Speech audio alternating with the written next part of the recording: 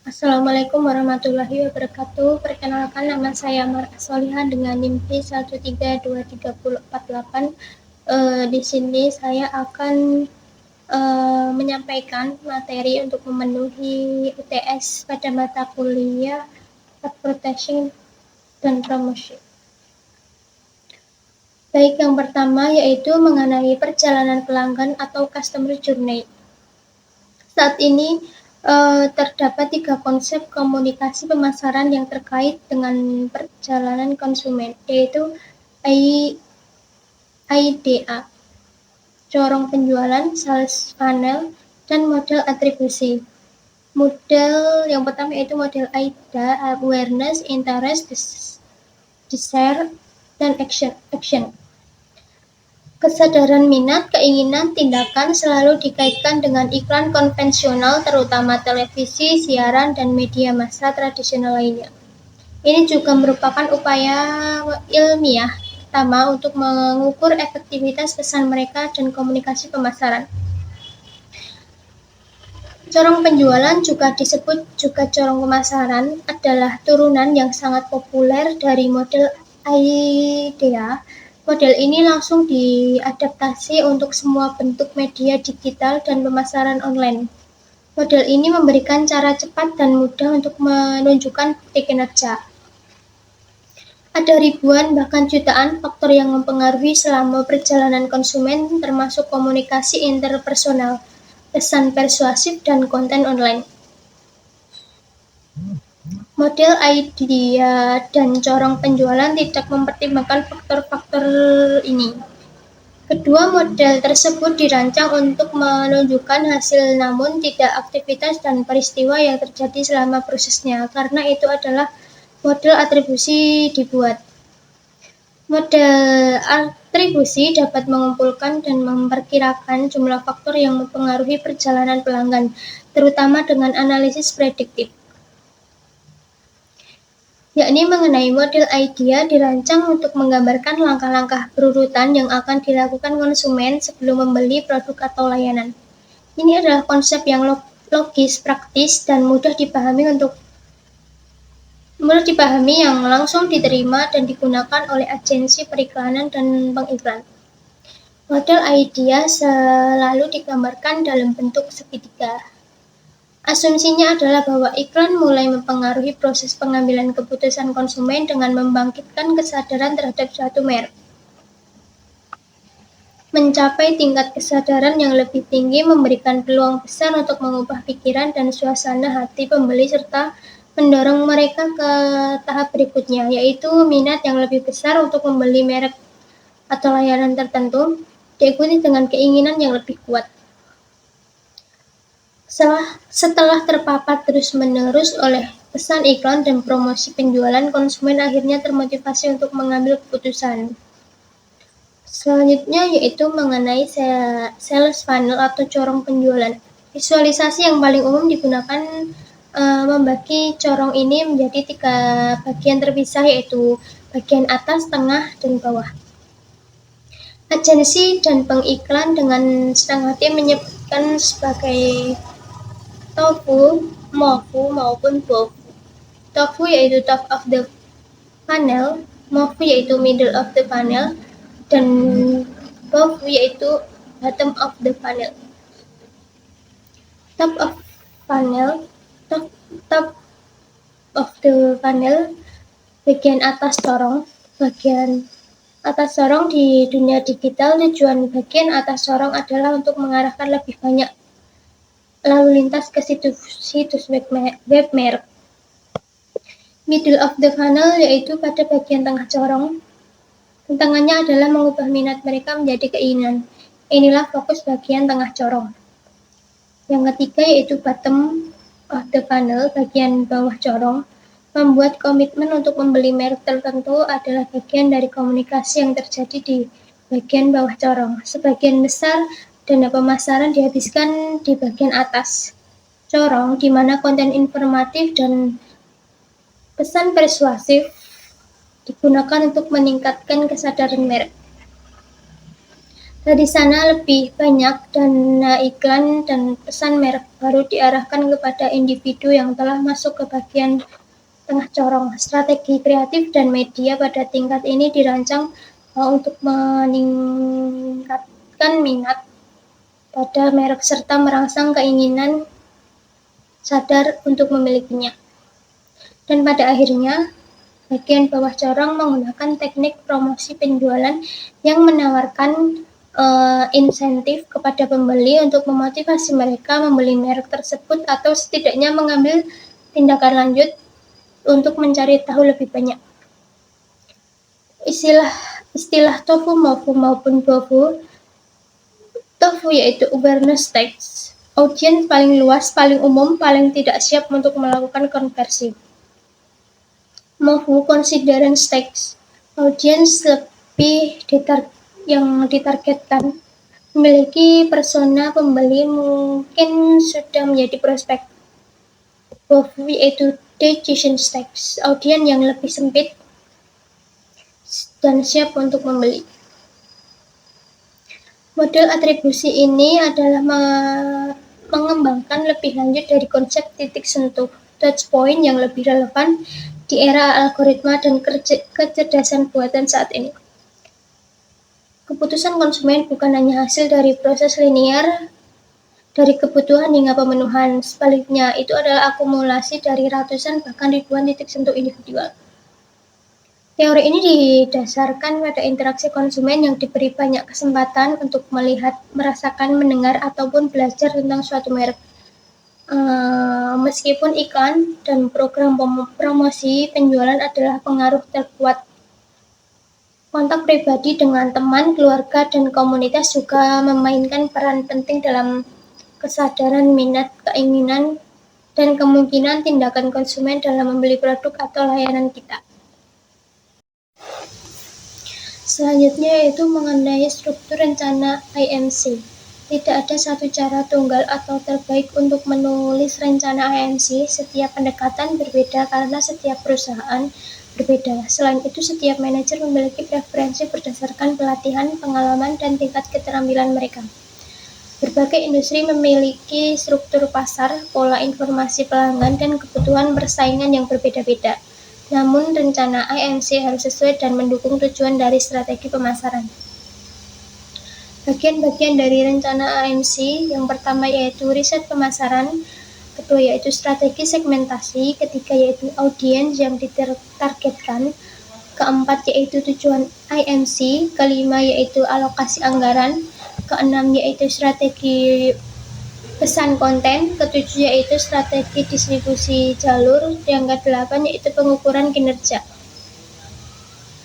Riset pemasaran yaitu perencanaan IMC selalu dimulai dengan riset. Ini adalah persyaratan yang mutlak yang wajib dilakukan semua perusahaan. Yang kedua yaitu karena begitu banyak keputusan komunikasi kreatif bersifat subjektif, maka sangat penting untuk mendukungnya dengan wawasan logika maupun data. Ketiga yaitu banyaknya variabel yang terlibat ditambah dengan berbagai pilihan dan alternatif, turut menyumbang pada kompleksitas IMC. Meskipun sebagian besar laporan dan dokumen riset IMC berfokus pada angka, rekomendasi yang dihasilkan menjadi panduan pengambilan keputusan. 4 bagian utama dalam riset IMC. Yang pertama yaitu riset konsumen, riset produk, riset pasar, dan yang terakhir riset komunikasi. Setiap jenis riset memberikan sudut pandang yang berbeda untuk perencanaan yang efektif dan meningkatkan kualitas strategi dan program secara keseluruhan. Strategi segmentasi. Komunikasi merek tidak dirancang untuk menjangkau semua orang. Terdapat banyak perbedaan di antara pembeli, bukan hanya dari segi demografis, tetapi juga dari segi kebutuhan dan keinginan psikologis. Oleh karena itu, penting untuk mengidentifikasi individu yang memiliki probabilitas tertinggi untuk membeli produk atau layanan tertentu. Mereka ini adalah pembeli paling potensial yang akan menjadi sasaran pesan merek. Faktor lain seperti lokasi geografis mereka dan kebiasaan penggunaan produk juga penting untuk diperhatikan. Fokus pada segmen tertentu dari pasar yang lebih besar adalah cara paling efektif untuk menjangkau pelanggan dengan pesan yang tepat pada waktu yang tepat dan di tempat yang tepat. Audiens sasaran atau target audience. Target audience adalah kelompok konsumen yang paling mungkin membeli produk atau layanan. Ini mencakup deskripsi spesifik mengenai perbedaan antara orang yang tertarik dengan satu merek dan mereka yang tidak tertarik. Ada beberapa faktor yang mempengaruhi audiens sasaran tertentu seperti usia, pendapatan, jenis kelamin, maupun status pernikahan.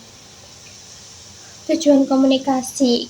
Kompleksitas IMC menuntut bahwa masing-masing dari 6 strategi utama memiliki seperangkat tujuan yang berbeda. Meskipun tujuan IMC secara keseluruhan tetap konstan, setiap strategi diukur dengan cara yang berbeda. Seperti contohnya, tujuan periklanan didasarkan pada model tradisional seperti piramida atau corong pemilihan, di mana ditetapkan persentase untuk setiap tahap, misalnya persentase dari pasaran yang menyadari nama merek atau manfaat utamanya. Tujuan promosi penjualan, yaitu berkaitan dengan tindakan atau respon tertentu seperti jumlah kupon yang ditukarkan, jumlah peserta undian, atau jumlah kunjungan langsung ke toko retail. Survei kepuasan pelanggan. Alasan mengapa ini merupakan ide yang baik adalah karena keluhan dapat terdeteksi sejak dini. Jauh lebih mudah menyelesaikan masalah kecil dibandingkan yang telah membusuk pada waktu lama. Penggunaan komunikasi pemasaran dua arah berperan penting dalam membangun dan mengukur pandangan pelanggan terhadap hubungan yang terjalin. Tapi, mengapa harus menunggu sampai kita mengirimkan survei? Setiap kali kita menghubungi pelanggan, Anda memiliki kesempatan untuk mendorong dialog. Komunikasi dengan pelanggan. Terdapat dua jenis komunikasi pemasaran secara umum, yakni yang pertama komunikasi kepedulian pelanggan atau komunikasi pembentukan hubungan. Yang kedua yaitu komunikasi yang berorientasi pada penjualan, dirancang untuk menjual atau setidaknya memulai proses penjualan dengan menghasilkan prospek. Kadang keduanya bisa digabungkan. Komunikasi kepedulian pelanggan memberikan kesempatan kepada pelanggan untuk meminta informasi penjualan meskipun konten penjualan bersifat lembut atau soft selling. Pesan penjualan dapat mencakup unsur kepedulian terhadap pelanggan. Faktor kunci lain dalam program hubungan pelanggan adalah waktu. Program kepedulian pelanggan terbaik sangat memperhatikan momen yang tepat.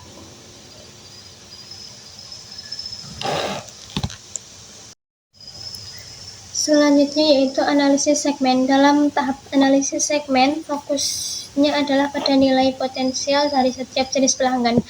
Hal-hal yang perlu dipertimbangkan antara lain yang pertama yaitu profil dari masing-masing segmen, kebutuhan dan harapan pelanggan, serta biaya untuk melayani mereka. Selanjutnya yaitu nilai seumur hidup yang mungkin dimiliki pelanggan, seperti lifetime value dan perkiraan tingkat pembelian ulang, dan biaya akuisisi dan periode pengembalian investasi yang potensial. Perencanaan komunikasi. Tujuan kita adalah menjalankan program komunikasi yang berkelanjutan melalui tahapan seperti penyambutan, upsell, atau menawarkan versi lebih mahal atau tambahan produk, cross-sell, atau menawarkan produk yang saling melengkapi. Dan keempat yaitu pencegahan dormansi, menghindari pelanggan menjadi pasif, dan yang terakhir yaitu reaktivasi bila pencegahan gagal. Pengujian dan evaluasi. Jika kita memiliki basis data pelanggan yang cukup besar, maka pengujian atau testing akan menjawab banyak pertanyaan. Namun bahkan jika pengujian dapat dilakukan, riset pemasaran tambahan mungkin tetap bernilai tinggi. Tidak semua pelanggan biaya dijadikan loyal. Ini tergantung pada karakter dasar Beberapa pelanggan cenderung setia asalkan layanan baik, sementara yang lain cenderung tidak setia ataupun berpindah-pindah. Ada dua aturan umum untuk membangun loyalitas, yaitu yang pertama, membangun dialog, dan yang kedua yaitu memanfaatkan basis data. Bangun dialog yaitu kuesioner dapat mengidentifikasi kebutuhan saat ini dan di masa depan, tingkat kepuasan terhadap produk, layanan, pengiriman, dan lainnya, serta menciptakan kesan positif dari pelanggan kita. Program komunitas rutin termasuk surat penyambutan, penawaran khusus, dan insentif tidak relevan dapat membantu kita untuk membangun hubungan yang baik. Komunikasi yang dipersonalisasi sangat diapresiasi asalkan benar-benar personal dan informasinya akurat. Aturan kedua yaitu memanfaatkan basis data. Basis data memungkinkan kita mengirim komunikasi yang efektif, tepat waktu, dan sesuai. Dengan melacak kapan terakhir pelanggan berbelanja, jumlah transaksi, dan detail pesanan, Anda dapat mengidentifikasi peluang cross-selling atau upselling, serta menetapkan insentif bila diperlukan. Pemenuhan permintaan dan pesanan dengan cepat akan membangun kepercayaan dan kepuasan pelanggan. Akses langsung ke informasi pelanggan memungkinkan kita memberikan layanan personal yang nyata. Mungkin dari saya cukup itu, mohon maaf apabila ada salah kata. Wassalamualaikum warahmatullahi wabarakatuh.